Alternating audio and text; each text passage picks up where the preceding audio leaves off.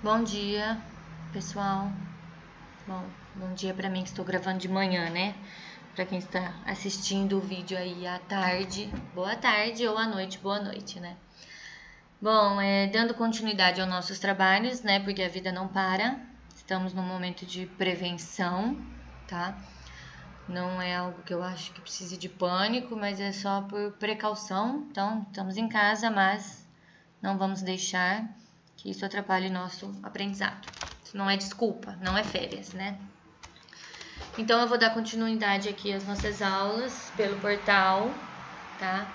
Como fitotecnia é uma disciplina um pouco mais generalista, né? Então, acaba que englobando aqui áreas que a maioria de vocês já deve ter feito de outras disciplinas, como agrometeorologia, fertilidade de solo, fitopatologia, entomologia, né? Não vejo problema da gente trabalhar dessa forma, tá bom? Até a gente puder voltar para a sala de aula, né?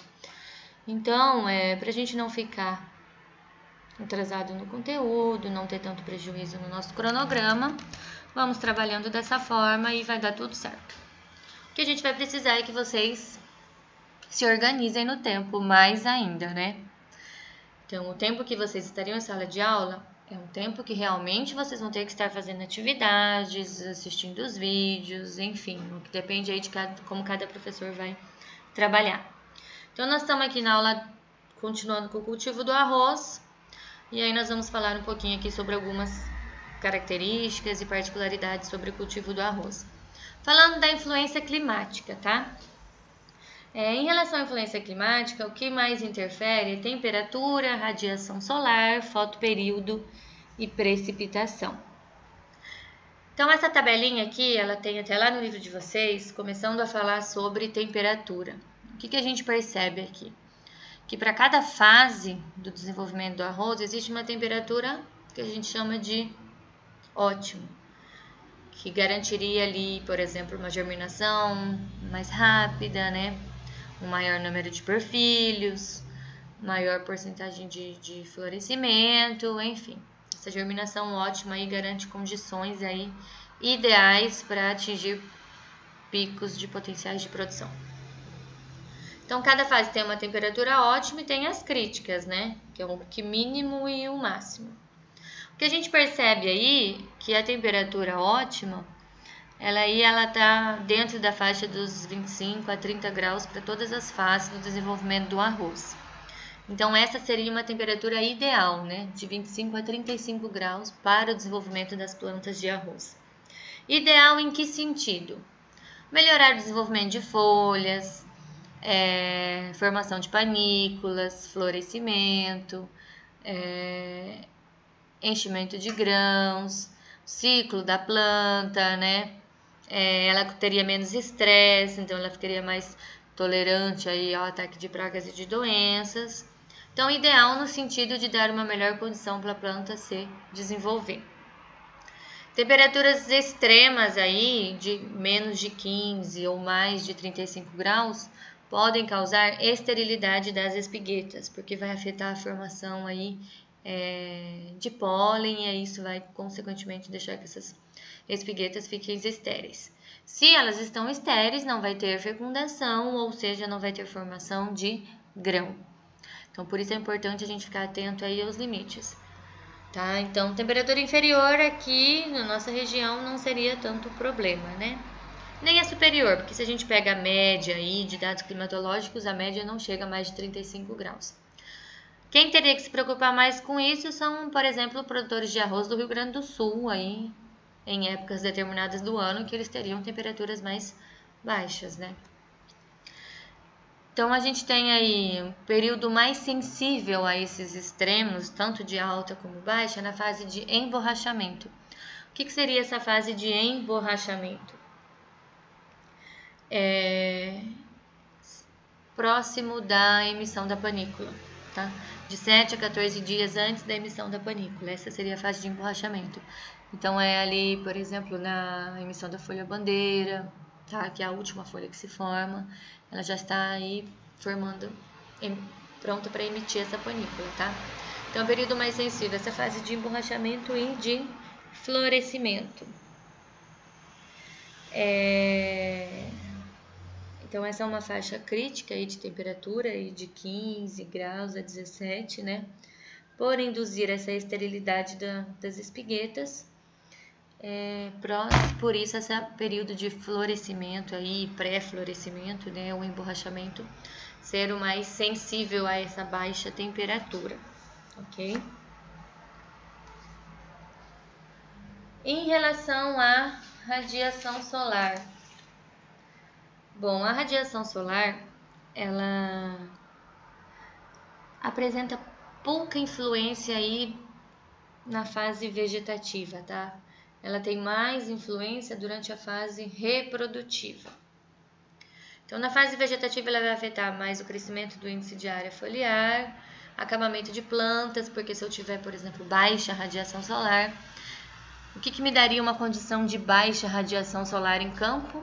Um estande, por exemplo, muito adensado de plantas. Eu plantar fora do meu estande ideal, isso vai fazer com que essas plantas elas fiquem aí competindo por luminosidade e acaba que estiolando.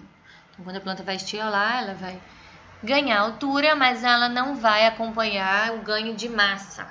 O ganho de massa não acompanha esse ganho de altura da planta. E aí ela tende a tombar ou a sofrer acamamento. E a fase reprodutiva vai afetar diretamente na produção de grãos. Vai reduzir o número de espiguetas por panícula. Então, se eu tenho menos espiguetas, a gente viu na morfologia que cada espigueta vai me dar um grão. Se eu tenho menos espigueta, eu tenho menos grãos por panícula. Uma característica de cultivar interessante para diminuir aí as influências da radiação seriam plantas com folhas curtas, eretas e resistentes ao acamamento. Então, se a folha é curta e ereta, ela tende a entrar maior luminosidade do que se a gente comparar com uma planta de folhas longas e folhas mais decumbentes, folhas mais caídas, mais pendentes, né? Então, essas características aí acabam tornando a planta mais resistente ou mais tolerante ao acamamento. Esse gráfico aqui, ó, essa figura que tem no livro de vocês, avalia a produtividade em função da radiação solar ali em diferentes temperaturas. E independente da temperatura, ó, de 14 a 19 graus, tá? Temperaturas baixas. Então, são temperaturas aí baixas, mas a gente observa que esse estudo foi feito no Rio Grande do Sul. Então, são temperaturas baixas, mas é uma cultivar específica para plantar no Rio Grande do Sul, porque tem uma maior tolerância a essa baixa temperatura, tá? Por isso que é importante a gente conhecer as características das cultivares. Mas a gente percebe aqui que, independente aí da temperatura, né, da variação da temperatura, todas elas tiveram maior produtividade com maior radiação solar, tá? A gente vê, por exemplo, que na faixa aqui, ó, de 17 graus, quanto mais radiação solar, maior produtividade. A mesma coisa na faixa de 14 e a mesma coisa na faixa de 19 graus, tá? Então, independente aí da temperatura, claro que com temperatura mais baixa, menores produtividades, certo? Porque afeta as espiguetas, né? Mas, independente disso, quanto maior a radiação solar, maior a produtividade. E aí a gente tem o fotoperíodo. O fotoperíodo, a gente sabe que é a quantidade de luz, né, de horas de luz que a gente tem no dia. O arroz ele é considerado uma planta de dia curto. Então, um fotoperíodo ótimo para o arroz seria uma faixa aí de 9 a 10 horas. E a característica que o fotoperíodo mais influencia nas plantas é o florescimento. Então, está muito relacionado com o ciclo, tá? O fotoperíodo ele pode retardar ou adiantar o ciclo, dependendo do florescimento dessas plantas. Uma planta de dia longo precisa de luz por um tempo acima do fotoperíodo crítico. Uma planta de dia curto precisa de luz por um tempo abaixo de um fotoperíodo crítico. Nesse caso, o fotoperíodo crítico do arroz é de 9 a 10 horas. Uma planta de dia curto, então ele precisa de luz menos de 9 a 10 horas de luz por dia para florescer. Esse aqui, ó, esse exemplo aqui, eu tenho uma planta que o fotoperíodo crítico é de 15 horas. Plantas de dia curto precisam de luz por um tempo abaixo do fotoperíodo crítico, ou seja, então qualquer quantidade de horas de luz que eu tenha abaixo de 15 horas vai favorecer o florescimento, tá? Só relembrando um pouquinho aí das características de fotoperíodo. Quando a gente tem dia mais curto, em quais épocas do ano? Outono e inverno. E os dias mais longos na primavera e no verão, tá? Então, fotoperíodo a gente pode chamar, né, de intervalo entre nascer e pôr do sol, já que é a quantidade de horas de luz que a gente tem no dia.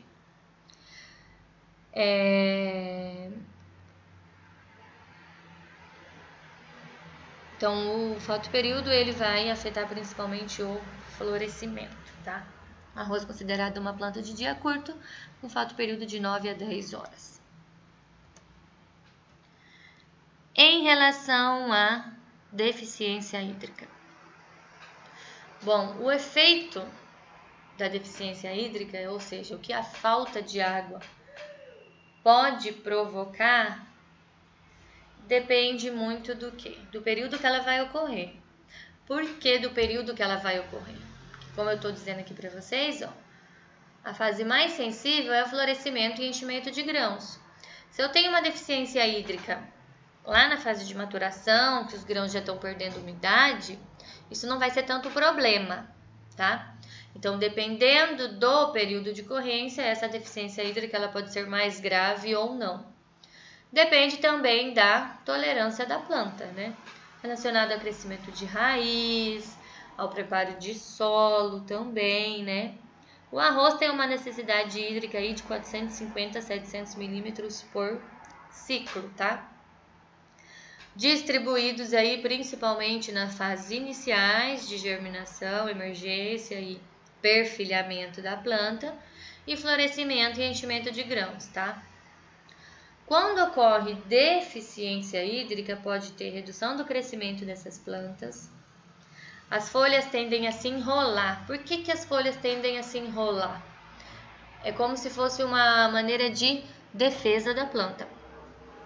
Essa planta tende a se enrolar para diminuir a área foliar. Se ela diminuir a área foliar, ela vai diminuir a transpiração, ou seja, a perda de água, tá? E o amarelecimento de folha também pode começar a se tornar problema em relação à deficiência hídrica, como consequência aí, por exemplo, de uma deficiência nutricional também, já que os nutrientes vão vir na solução do solo. O que a gente poderia fazer, então, para minimizar esse problema de deficiência hídrica? O que a gente poderia fazer para aumentar a disponibilidade de água para a planta? Colocar num sistema irrigado? Ok. E se a gente não tem essa opção? Como é que você pensaria lá no campo para minimizar esses problemas de deficiência hídrica? Aí a gente vem aí em tudo que a gente já viu lá no início, né? Cultivar adequada, ciclo da cultivar, de acordo com a época de semeadura, um bom preparo de solo, um solo descompactado, rico em matéria orgânica, adubação adequada, densidade de semeadura, planta em excesso vai ter competição por água, controle de plantas daninhas, que também vai competir com as plantas por água, né? Então, tudo isso vai contribuir aí para minimizar esses problemas, né? A maior parte da água é consumida pelo arroz durante a fase reprodutiva, tá? É onde ele mais vai ter necessidade hídrica em relação à quantidade. Depois a gente tem a fase vegetativa e, por fim, onde necessita de menos água seria na fase de maturação, tá? Então tem que tomar cuidado aí com a época de semeadura, não coincidir, por exemplo, com a época de veranico, quando essa planta estiver na época de florescimento, de enchimento de grãos. Então, analisar a época de semeadura na prática é isso, é observar. Se quando eu vou plantar, eu sei que a maior necessidade hídrica em relação à quantidade é na fase reprodutiva. Então, na época de florescimento, de enchimento de grãos, eu tenho problema de ter veranico, então vamos alternar o ciclo, vamos mudar a época de semeadura para tentar minimizar esses problemas, né? Então, a gente sabe que a semeadura aí vai de outubro a janeiro e a colheita se prolongando de janeiro a maio. Dependendo aí da região e das cultivares, tá? E como é que a gente pode ter isso com mais clareza, né? Minimizar esses possíveis efeitos? Uma forma da gente observar é através do zoneamento agrícola de risco climático. Então, o que seria esse zoneamento? São portarias que o Ministério da Agricultura lança relacionado a clima, solo e planta, tá? Então faz alguns cálculos, né, matemáticos e estatísticos, e esse zoneamento ele vem para quantificar o risco de perda das lavouras. Como que ele quantifica esse risco de perda? Com base no histórico de ocorrência de evento climático, principalmente a seca, ou seja, o zoneamento são portarias que são lançadas para o produtor ter menos possibilidade de perdas de produção em função do clima, principalmente disponibilidade hídrica, tá? Então, é avaliado aí nessas funções matemáticas, nesses cálculos, nessas análises estatísticas, avalia-se aproximadamente ali um histórico de 15 anos da região para chegar numa conclusão final, tá? Então, aqui é um exemplo, por exemplo, o zoneamento de risco climático para o arroz. Plantio aqui, no caso, em novembro. Então, aqui tem as regiões que tem baixo risco para plantio em novembro, médio risco está aqui em azul e alto risco em vermelho. Em função do que? Clima, tipo de solo, tá? E da planta. Principalmente do clima em função da disponibilidade hídrica. Então, ele vai identificar, quantificar e mapear as áreas mais favoráveis para o plantio das culturas. Começou lá na década de 70 e se intensificou um pouquinho mais tarde, tá? Ele é feito por município, então quando a gente entra no site do Ministério da Agricultura lá para ver o zoneamento, nós vamos escolher a cidade que nós estamos, o município, né? Vai escolher a cultura, a época de semeadura, o tipo de solo e o ciclo das cultivares, tá? Então, aí os solos, eles são divididos em função do teor de argila, né? Então, aí a gente tem aí a divisão do solo em função dos teores de argila, né? E aí, esses tipos de solo, junto com o ciclo da cultivar, a espécie, o município e o estudo do clima aí nos últimos 15 anos, nos passa esse zoneamento ou nos indica qual é a probabilidade de plantio que eu tenho menos risco. Então, para que serve esse zoneamento? Quando o produtor vai pedir um custeio agrícola, um financiamento no banco, ele tem que indicar aí o que ele vai plantar, quando ele vai plantar, e tudo tem que estar dentro do que o zoneamento agrícola diz. Se ele coloca uma época de plantio diferente do que está no zoneamento, esse custeio, esse financiamento não vai ser aceito.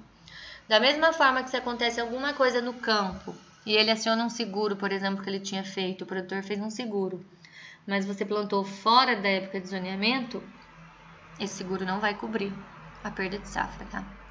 Então serve para custeios, para seguro, programas governamentais e indicação de cultivares que estão no Registro Nacional de Cultivares do Ministério da Agricultura.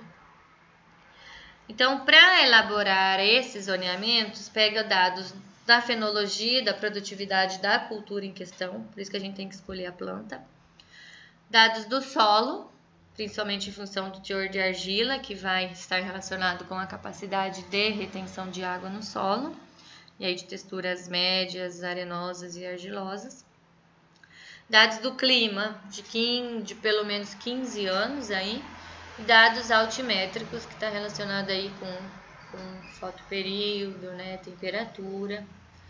Ele é feito em parceria com a Embrapa e aí se aplicam esses dados aí, fazem alguns estudos, alguns cálculos estatísticos para sair as portarias. Então essas portarias elas têm uma nota técnica, o tipo de solo, a tabela de período de semeadura, as cultivares indicadas nesse período e a relação dos municípios. Vamos ver como é que isso funciona. Existem alguns locais que são proibidos em relação ao plantio de qualquer cultura, tá? Isso está dentro do Código Florestal, que são as áreas de preservação permanente, chamadas de APP, né?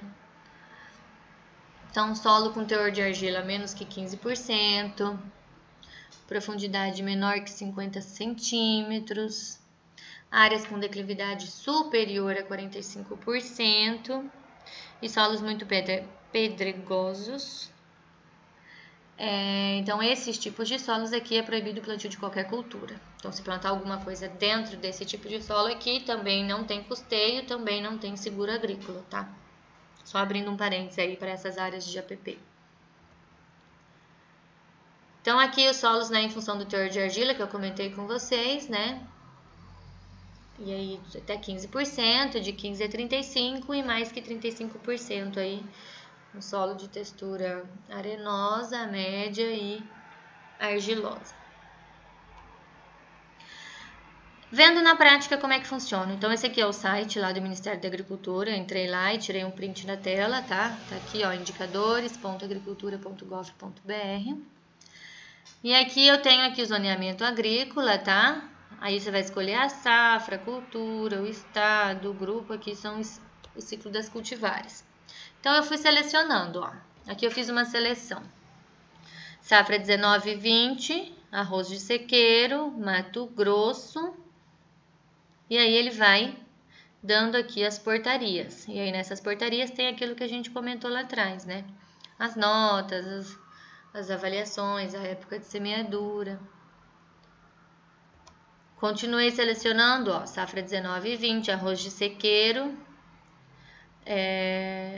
Cuiabá, tá? Eu selecionei aqui Cuiabá. Grupo 2 é o ciclo da cultivar de ciclos médios.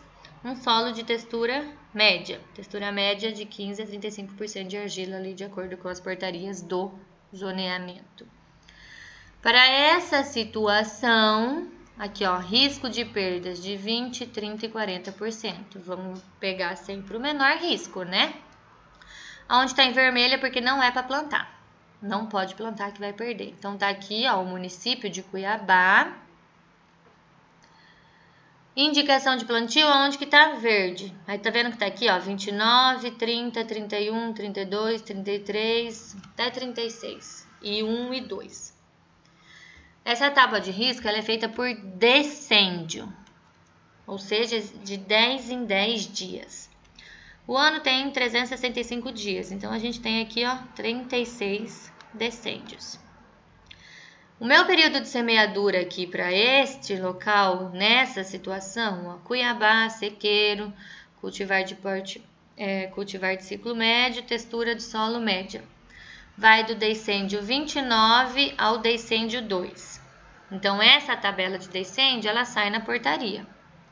Então, a gente tem de 1 a 36, que começa de 1º de janeiro a 31 de dezembro. Voltando lá, o meu decêndio é de 29 a 2. Então, decêndio 29, aqui. Qual é o período? Ele vai de 10 em 10 dias, tá? Então, a minha é indicação de semeadura do decêndio 29 ao decêndio 2.